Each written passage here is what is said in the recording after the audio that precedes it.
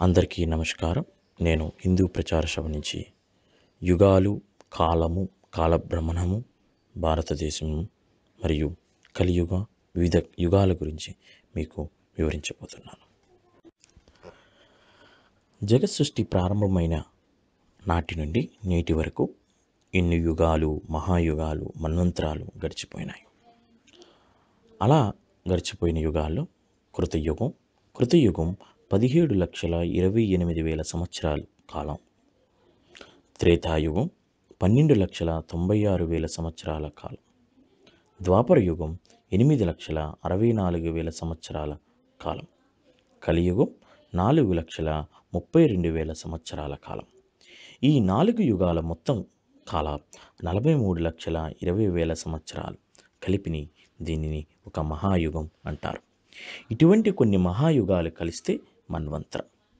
అటువంటి మన్వంతరాలు మొత్తం 14 ఉంటాయి.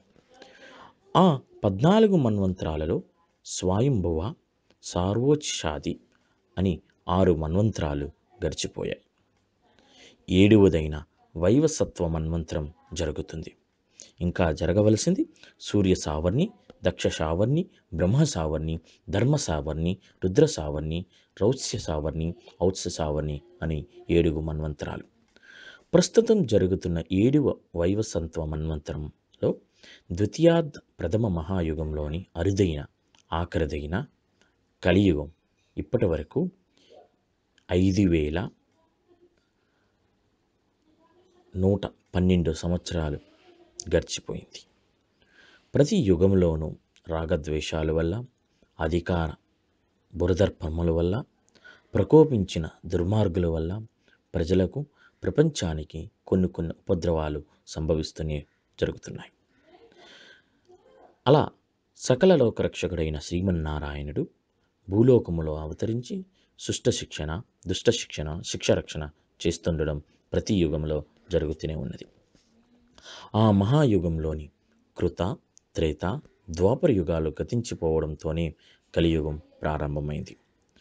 కలియుగం ప్రారంభమవుతూనే కలిపురుషుడు బయలుదేరి ధర్మదేవతను తరిమి కొట్టడం ప్రారంభించాడు. అధర్మాలకు, అన్యాయాలకు, అక్రమాలకు, పాపాలకు కారణభూతుడయ్యాడు కలిపురుషుడు. స్వార్థ ప్రయోజనాలు పెచ్చిపేరసాగాయి. పంచకులు విజృంభించారు. సుఖశాంతులు నశించిపోసాగాయి. కామ, క్రోధ, లోభ, మోహ, మద, మాత్సర్యాదుల వల్ల యుక్తాయుక్తాలను, ధర్మాధర్మాలను విస్మరించి ప్రకోపించడంతో శారీరక, సాంఘిక దుఃఖాలు, చిలువలు పలవలై విస్తరించసాగాయి. ఒకరి వల్ల ఒకరికి బాధలు, కలుషిత వాతావరణం వల్ల ఆహార విహార వ్యవసాయ కృతులు తప్పి వ్యాధులు, రోగాలు వ్యాపించుచున్నాయి. వరదలు, ఉప్పెనలు, కరువులు, కాటకాలు దుష్ట మృగాల వల్లనో ప్రకృతి వల్లనో సంభవించసాగాయి. అది అంతయు ఈ కలియుగంలో కలిపురుషుని ప్రభావం వల్ల జరుగుతున్నాయి. ఈ రకమైన అస్తవ్యస్త పరిస్థితులన్నీ బలాన్ని పుంజుకుంటున్నాయి. తనకు కలుగు ఆధ్యాత్మిక తాపత్రయములు, పరుల వల్ల కలుగు అభౌతిక తాపత్రయములు, ప్రకృతి వల్ల తనకు కలుగు అధిదైవిక తాపత్రయముల వల్ల, ఈ విధి తాపత్రయముల వల్ల మునిగి మానవుడు ఉక్కిరి బిక్కిరై అనేక దుఃఖాలకు, పాపాలకు హేతుభూతుడై అజ్ఞానాంధకారంలో మునిగిపోతున్నాడు. ఈ విధంగా కలియుగంలో జరుగుతుంది. ఇంకా కలియుగంలో ఎలా జరుగుతుందంటే ప్రాపంచిక భోగాలకు శరీరాలు బానిసలైపోతున్నాయి. యుక్తాయుక్తాలు మనసులు మర్చిపోతున్నాయి. పాపపుణ్యాలు శరీర ఒడిలో పరవళ్ళెత్తుకుతున్న మానవ మనుగుడకు మనుషులు తాము చేసిందే ధర్మమని, తాను చెప్పిందే వేదమని వాదులాడుకునే తర్కాన్ని నేర్పుతున్నారు. సిరి సంపదలు, తాపత్రయాలు, అధికార చపంతలత్వం, నీవారు నావారు అనే దురభిమానం మానవుణ్ణి కీలుబొమ్మను చేసి ఆడిస్తుంది ఈ కలియుగంలో. ఈ మూన్నాళ్ళ జీవితమే శాశ్వతం అనుకుని వ్యామోహాలు పడి మానవులు ఎగిసెగిసిపోతున్నారు. పాపాలకు దుర్మార్గులు స్వేచ్ఛ లభించింది. పాపులకు దుర్మార్గులకు స్వేచ్ఛ విపరీతంగా లభించింది. శాంతి సౌఖ్యాలు చిక్కి శల్యమైపోతున్నాయి. రాను రాను జీవితాలు భీతావహతమైపోతున్నాయి. ఇబ్బందులు కేరరాకుండా పబ్బం గడుపుకునేందుకు కుయుక్తులు, కుతంత్రాలు బతుకు తెరువులవుతున్నాయి. పుణ్యకార్యాలు నశించిపోతున్నాయి. భూదేవికి పాపభారం దినదినాన పెరిగిపోతుంది.